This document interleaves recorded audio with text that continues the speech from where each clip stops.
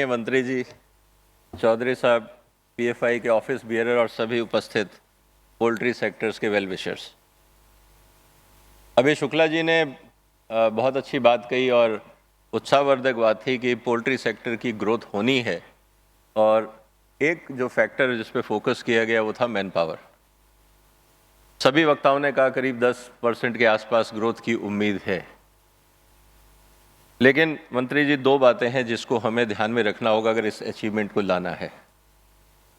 अगर मुर्गी को दाना नहीं मिलेगा तो मुर्गी की ग्रोथ नहीं होगी।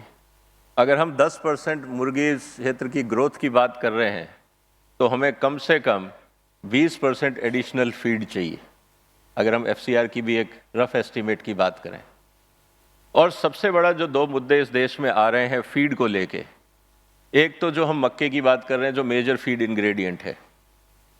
अब जिस तरह से भारत सरकार ने अपनी इथेनॉल पॉलिसी डेवलप करी है, अभी तक गन्ने का क्राइसिस था, उसको एड्रेस करने के लिए इथेनॉल पॉलिसी लाई गई, बहुत अच्छा रहा, गन्ने का सेक्टर का सुधार हुआ। जो ब्रोकन राइस जाता था उसमें भी काफ़ी हद तक सुधार रहा, लेकिन अब जो प्रयास हो रहे हैं कि मक्के का भी डाइवर्जन हो और इथेनॉल प्रोडक्शन हो ताकि हम पेट्रोलियम आयात को कम कर सकें, तो इसकी चुनौती सर ये हो जाएगी कि जो हमारा मेन एसेंशियल इंग्रेडिएंट है पोल्ट्री, अब पोल्ट्री सेक्टर को इथेनॉल सेक्टर से कॉम्पीट करना होगा। एक चुनौती ये रहेगी। दूसरा, हर साल हम एमएसपी बढ़ाएंगे क्योंकि इन्फ्लेशन भी है, किसानों को कंपनसेट भी करना है। अगर हम दोनों चीज़ें फैक्टर इन करते हैं तो हमारा जो कॉस्ट ऑफ प्रोडक्शन है पोल्ट्री का, वो इतना बढ़ जाएगा कि ऐसा लगेगा कि शायद आयात सस्ता हो जाएगा। ये जो चुनौती आएगी, तो जो हम जितना भी इस सेक्टर को डेवलप करने की बात कर रहे हैं, रूरल इकोनॉमी की बात कर रहे हैं, इसको सेटबैक मिलेगा। और अगर पोल्ट्री को सेटबैक मिलता है तो इसका सीधा असर आपकी पूरी सोयाबीन क्रॉप पे आएगा, क्योंकि जितना वहाँ 80% डीओसी निकलता है पूरी क्रॉप का, आज करीब हम 12 मिलियन टन सोयाबीन प्रोडक्शन की बात करते हैं, 10 मिलियन टन हम डीओसी के, क्योंकि तेल निकलता है 18%, बाकी है डीओसी, उसका ऑलमोस्ट 90% कंजम्पशन पोल्ट्री में, ह्यूमन इंटेक बहुत लिमिटेड है।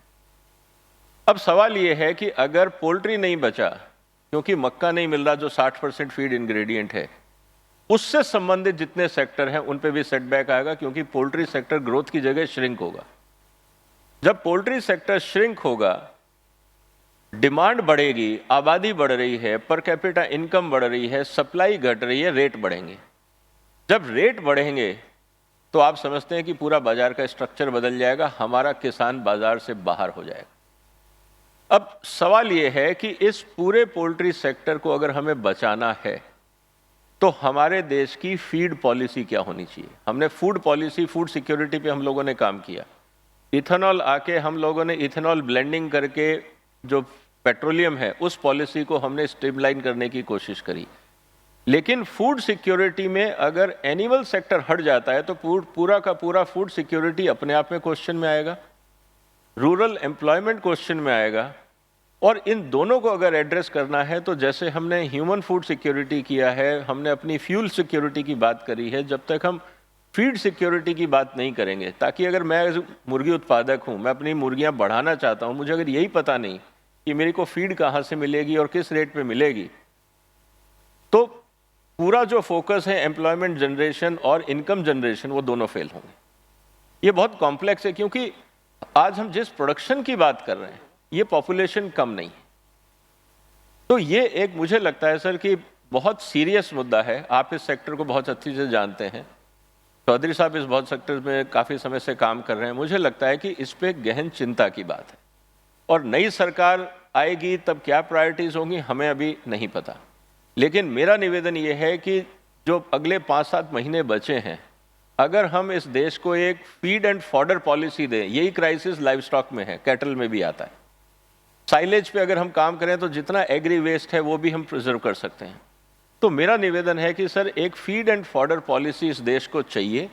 अगर वो नहीं हुआ तो जितने हम सपने देख रहे हैं, ये कंज्यूमर तो खा लेगा, वो चाहे कहीं से भी आयात करे, कुछ भी करे, लेकिन इस सेक्टर पे आधारित जो हम डेवलपमेंट की बात कर रहे हैं, एग्रीकल्चर की, रूरल इकोनॉमी की, एम्प्लॉयमेंट की, वैल्यू एडिशन की, वो नहीं बढ़ पाएगा।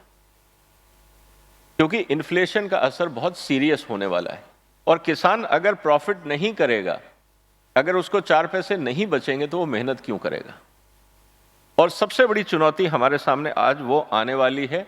और हर साल क्योंकि डिमांड बढ़ रही है और हम देख रहे हैं सर फीड क्राइसिस बढ़ रहा है, तो ये बहुत इंटर रिलेटेड है। तो मेरा निवेदन है सर कि आपकी अध्यक्षता में अगर एक इस पे बहुत सीरियस गहन किया जाए, कमेटी बनाई जाए और डे टू डे बैठ के हम चर्चा करें कि क्या होना चाहिए। और कंसर्न डिपार्टमेंट, पूरी दुनिया में एग्रीकल्चर और लाइव स्टॉक सेक्टर एक साथ होता है, क्योंकि हमारी जो सप्लाई आएगी वो एग्रीकल्चर से आएगी।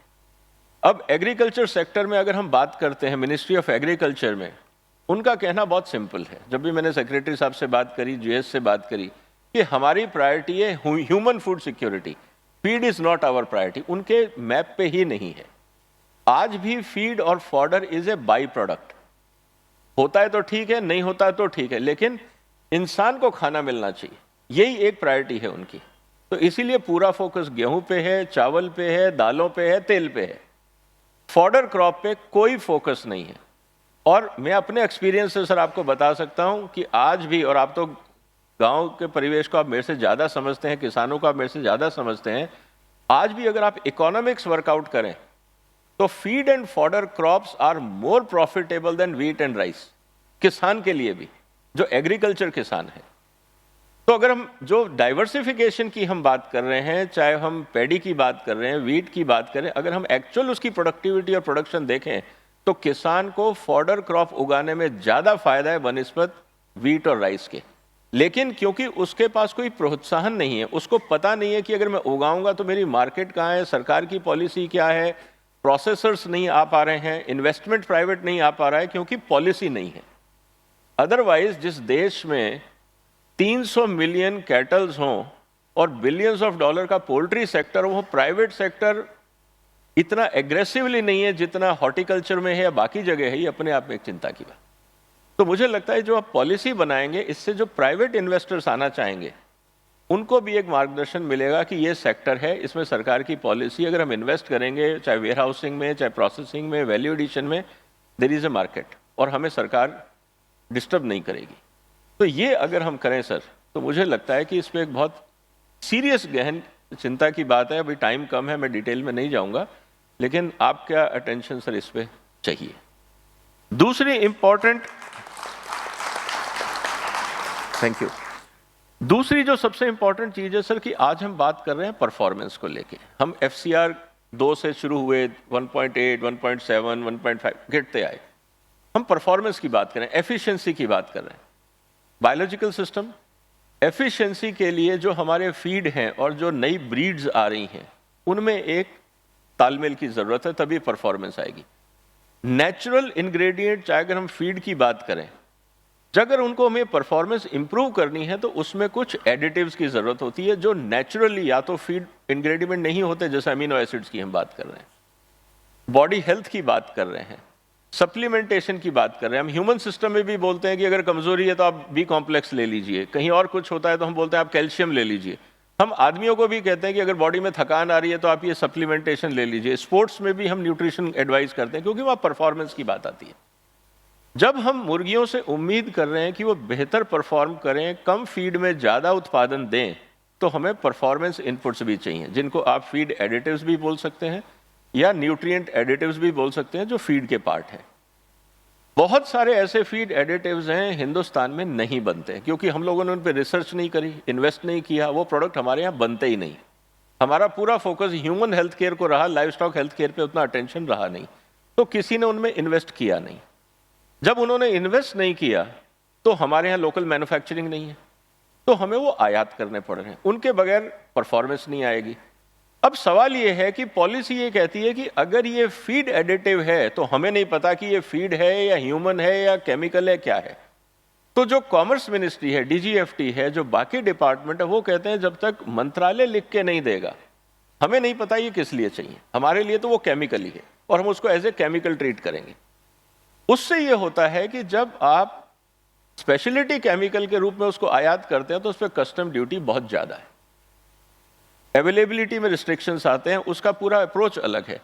तो मेरा निवेदन ये है सर कि ये जो हमारे एसेंशियल एडिटिव्स हैं जिसके बगैर परफॉर्मेंस नहीं आ सकती लाइव स्टॉक सेक्टर में, खासकर पोल्ट्री में, अगर हम उसकी एक लिस्ट तुरंत जारी करके कॉमर्स मिनिस्ट्री से वार्तालाप करके उसको फाइनल कर दें, तो जो प्रोडक्ट हिंदुस्तान में नहीं बन रहे हैं, तो आपको कोई कंपटीशन लॉस भी नहीं है, आपकी डोमेस्टिक इंडस्ट्री को भी नुकसान नहीं है। और अगर आप, और ये डलते हैं कितने सर, ये डलते हैं मात्र 0.1%, 0.2%, ज़्यादा तो डलते नहीं, खाने में नमक से भी कम है। कहने का मतलब ये है सर कि उस छोटा पेनी वाइज पाउंड फुलिस जो है कि उसकी कस्टम ड्यूटी में मुश्किल से उनको 150 करोड़ रुपए मिल जाएगा, लेकिन 1 लाख करोड़ की इंडस्ट्री की नॉन परफॉर्मेंस हो जाती। तो मेरा रिक्वेस्ट ये है सर कि अगर हम इसको भी एड्रेस कर दें तो हमारी जो क्वालिटी ऑफ फीड है वो इंप्रूव हो जाएगी, अवेलेबिलिटी ऑफ फीड इंप्रूव हो जाएगी। हम अगर परफॉर्मेंस अच्छी कर पाएंगे तो अगर हमें अंतर्राष्ट्रीय बाजार में अगर चिकन का अच्छा रेट मिल रहा है तो हम एक्सपोर्ट भी कर पाएंगे, क्योंकि अभी तक हमने एक्सपोर्ट फोकस नहीं किया है पोल्ट्री, अभी हम डोमेस्टिक देख रहे हैं। तो मुझे लगता है कि G20 के बाद जिस तरह से भारत का और यूएस के जो अंडरस्टैंडिंग डेवलप हो रही हैं, हमें एक्सपोर्ट मार्केट को भी बहुत सीरियसली अब देखना पड़ेगा, क्योंकि इंटरनेशनल मार्केट में जैसे ब्रेस्ट की मैं बात करूं तो वहां $3-4 का मिलता है, हम वही चीज अपने यहाँ पे मान लीजिए 100 रुपए या 125 रुपए में बेचते हैं।